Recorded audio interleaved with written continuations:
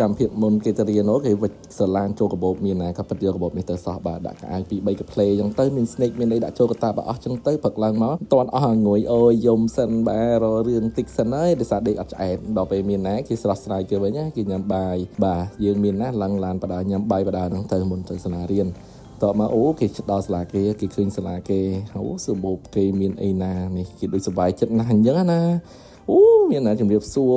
ដើរទៅដល់ថ្នាក់បាទរៀបដល់ឃើញមិត្តភ័ក្តិនៅក្នុងថ្នាក់គេហើយចាប់ដើមណាដល់ថ្ងៃចូលរៀនហ្នឹងបាទគេមើលសិនមើលមិត្តភ័ក្តិគេមើលអីលេងសិនទៅឆ្ងល់សិនអញ្ចឹងណាអត់ទាន់ហ៊ានលេងទេឲ្យអត់ដឹងថាបាត់ម៉ែឪណាម៉ែឪនៅខាងក្រៅម៉ែឡើងស្លេកមុខដោយសារកូនយំមកមានខូនបងផ្សេងគាត់យំដូចគ្នាដល់ពេលអញ្ចឹងយ៉ាគេឲ្យយើងទៅផ្ទះឥឡូវគឺយើងដល់ម៉ោងមកយកអាអូនវិញហើយអ្នកគ្រូប្រាប់ដែរថាអត់មានយំអីទេអញ្ចឹងនេះបាទការសិស្សយកមកទទួលយកកូនអូបាទកូនសិស្សគេចេញមកហើយបាទកូនសិស្សចេញមកមុខដូចរៀង